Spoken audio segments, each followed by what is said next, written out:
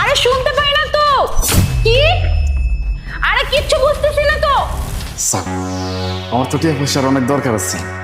ভালো হয়েছে টিয়াগুলো আমি না, টিয়া তো আমার না, আব্বাই আমার ছোটোর থেকেই গেছে। সে টিয়া পয়সা কোনোদিন নিতে নাই। এক কাম করি, আমি ম্যাডাম রে কইছে, হাই ভুল করে আমার টিয়া দিছে। ম্যাডাম এই কথা বলছিস কেন? হ্যাঁ দেখতেছিস আমি কথা বলতেছি, তোর এত বড় সাহস, তুই আমাকে ম্যাডাম বলে ডাকতেছিস? তোকে আমি ময়লা দিচ্ছি, চুপচাপ ময়লা নিয়ে চলে যা না, এত কথা বলতেছিস কেন? ম্যাডাম কইতেছিলাম কি, এই একদম চুপ। হ্যাঁ কি যেন বলতেছিলি তুই? ম্যাডাম আমার কথা তো শুনবেন। কত বড় সাহস, তোর কথা কি শুনবো রে? একই তো তোর মতো ময়লালার সাথে আমি এখানে দাঁড়িয়ে আছি, শুধুমাত্র আজকে বুয়া আসে না। হ্যাঁ যদি বুয়া আসতো তাহলে জীবনে আমি এখানে আসতাম না। আবার আসছে ম্যাডাম ম্যাডাম বলতে, ছি ছি ছি, তোর গা থেকে আসতেছে গন্ধ আর কথা বলিস। এই তোকে আমি ময়লা দিচ্ছি, ময়লা নিয়ে যা, যা বলছি এখনই। ম্যাডাম আমি কইতেছিলাম যে টাকা। ও তাই না, টাকা, আবার টাকা লাগবে? এই তোদের মতো ছোট লোক মানুষগুলি না, যখন একটু বড় লোক মানুষ দেখিস অমনি না ওই যে ম্যাম একটু সাহায্য করুন, আমাকে একটু টাকা দিন, আমার না খাইতে পারি না, আমার মা অসুস্থ, এই অসুস্থ, এই অসুস্থ, কত কথা না। দেখ আমি তোকে একটা টাকাও দিতে, তোকে ময়লা দিচ্ছি, ময়লা চলে যা তো। ম্যাডাম ময়লা নিয়েছিস, ময়লা নিয়ে চুপচাপ এখান থেকে যা, ফাঁকদার আমাকে না ম্যাডাম ম্যাডাম বলে ডাকবি না। কি ব্যাপার, তুমি এখন এই জায়গায় দাঁড়িয়ে তোমার জন্য ওয়েট করতে করতে আমি এখানে চলে আসলাম। আমি তো অফিসে যাবো, আমার লেট হচ্ছে।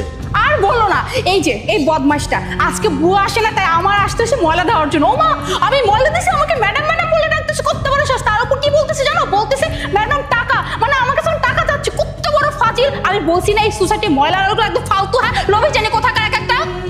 এই তোর সমস্যা কি? হ্যাঁ ময়লা দিছে, ময়লা নিয়ে এখান থেকে চলে যাবি, এত কথা কিসের? দেখ এখান থেকে চলে যা, তোর সাথে কথা বলার সময় আমার বা আমার ওয়াইফের কারোই নেই। এখান থেকে যা, তুই যা। এই দাঁড়ায় আছিস কেন? মুখ দেখতেছিস কার? যা এখান থেকে, তোর শরীর থেকে গন্ধ আসতেছে, যা।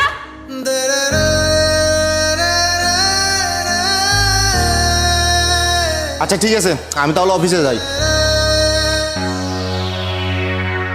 ভাবি এটা তুমি কি করলা? কি করলাম মানে? কি বলছিস সেগুলা? ভাবি তুমি এক্ষুনি ওই ময়লাটাকে অনেকগুলো টাকা দিয়ে দিছো। এই তুই কি পাগল হয়ে গেছিস নদী? হ্যাঁ সকাল সকাল কি বলতেছিস? আমিও ময়লালাকে টাকা দিতে যাবো কোন দুঃখে? তাও আবার ওই ময়লালাকে আমি টাকা দিব? ভাবি তুমি কি বলতেছো ওগুলা? পাগল কেন হবো? আমি নিজের চোখে দেখছি। আচ্ছা শোনো তাহলে আমি কি দেখছি। কি বলিস? আরে শুনতে পাই না তো। কি নদী, যেহেতু তুই সবকিছু দেখেই ফেলছিস, আসলে তোর কাছে আর কোনো কিছু লুকাবো না। তুই যে বললি না যে আমি ওকে টাকা দিছি, হ্যাঁ আমি ওকে ভুলে না, আমি ইচ্ছা করে ওকে টাকাগুলো দিছি। এটা তুমি কেন করলা ভাবি? আমি ওই লোকটাকে চিনি না, আর এর আগে কখনো দেখিও নাই। আসলে আমি যখন ময়লা নিয়ে আসছিলাম। আব্বা তুমি কি কইতেছো? আরো 50,000 টাকা লাগবো? আমার না কইছিলা যে খালি 50,000 টাকা লাগবো? আমি 50,000 ব্যবস্থা করছিলাম, এখন যদি আরো 50,000-এর কথা কও, এতগুলো টাকা আমি কেমনে ব্যবস্থা করবো? আমি তো কিছু বুঝতে পারতাছি না। ছোটখাটো একটা কাম করি, এতগুলা টিয়া টিয়া না হইলে যদি আমারে না বাঁচাইতে পারি তাহলে কেমনে চলবো? আচ্ছা আমি দেখতেছি। এর জন্যই আমি ওই লোকটাকে এইভাবে সাহায্য করলাম।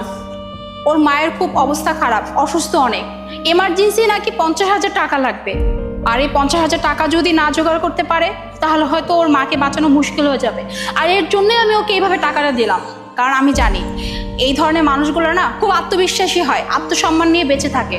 ওকে যদি আমি ডিরেক্টলি টাকা দিতাম ও কখনই টাকা নিত না, তাই আমি এইভাবে টাকাটা দিলাম, যাতে করে ও বুঝতে পারে যে আসলে টাকাটা আমি ইচ্ছা করে দিইনি, টাকাটা ভুলবশত ওর কাছে চলে গেছে, আর ওর মার চিকিৎসাটাও হয়ে যাবে। এর জন্যই আমি ছোট্ট একটা নাটক করছি। যাক তাহলে তুমি ভালোই করছো ভাবি। আচ্ছা যাই হোক, বাসা চল, চলো। এতগুলো টাকা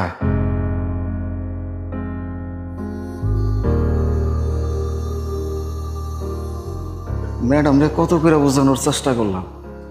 ম্যাডাম আপনি ময়লার জায়গায় আমার টাকা দিতেছেন, আমার কোনো কথাই হলো না। টাকাগুলা যে নিব এটার জন্য সে রাজি না। তাহলে কি আল্লাহ আমারে নিজ হাতে সাহায্য করলো? আমার মায়ের চিকিৎসার জন্য কতগুলো টাকা দরকার। আল্লাহ তুমি মহান আল্লাহ, তুমি প্রমাণ কইরা দিছো আবারও যে তুমি প্রত্যেকটা মানুষের লগে আছো আল্লাহ। আমার মায়ের চিকিৎসা হইব, আমার মায়ের সুস্থ হয়েছি। ম্যাডাম একটা ওসিলা ছিল। অনেক ধন্যবাদ আল্লাহ, অনেক ধন্যবাদ।